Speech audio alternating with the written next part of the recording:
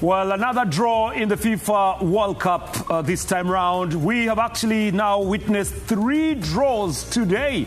The first draw was between Spain and Cape Verde. Then Belgium, Egypt also ended up in a draw. And right now, Saudi Arabia has drawn against Uruguay. That's how interesting the World Cup can actually be. My name is Peter Otai, and I have to say a very good morning to all you who are joining us live from across Africa and within the region. It's a wonderful day, and hopefully you'll be able to enjoy all the other matches that are coming up. We have one more game to go. Do not even think of sleeping. That's how beautiful the World Cup can actually be this year round.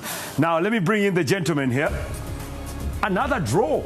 Correct. Bernard Otieno. These are 3 draws in a row. Yes, 3 draws in a row in a game in which I can say we've watched total football for the first time coming from the Saudi Arabia side, and only that they kept the defensive formation. But they also had what we call textbook defending. All the 4 lined up and all the 3 lined up in front of them every time they were under attack. We have seen a game in which the man of the match, in my opinion, by all standards, is the goalkeeper of the Saudi Arabian side.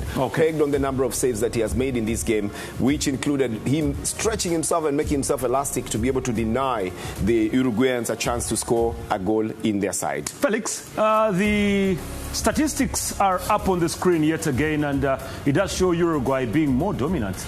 Oh yeah, the stats don't lie, they say. 29% only for, Saudi Arabia, the kingdom, and then Les Celeste, 58%. But one thing that you will notice right here, in the first half, attempts on target for Saudi Arabia were 3.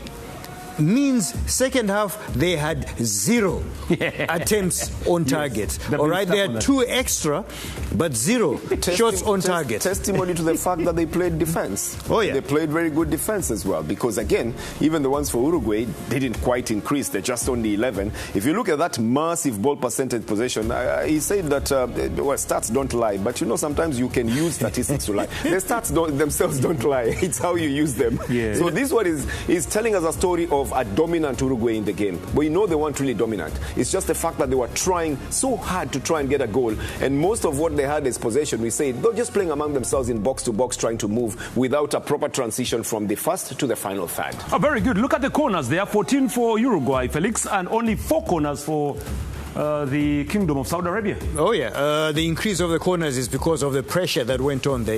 El Loco Bielsa, he tried to tweak the team, because in the first half they looked very sluggish and lacked structure, fluidity, in the first half. But he made some substitutions in the second half, and that is what now laid that pressure, the siege coming on into the Kingdom of the Kingdom's defense.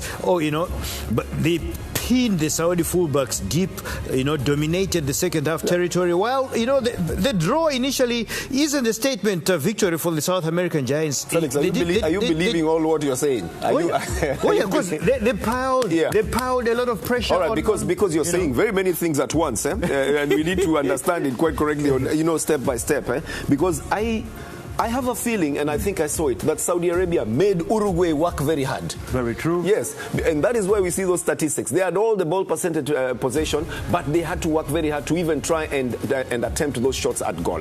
Okay, I wanted us to look at the first goal that was scored yet again by Saudi Arabia. And I'm still wondering. Look at the goalkeeper. You said you were a goalkeeper, Peter I was a goalkeeper. Now look at the goalkeeper, and you see him almost moving slightly to his left.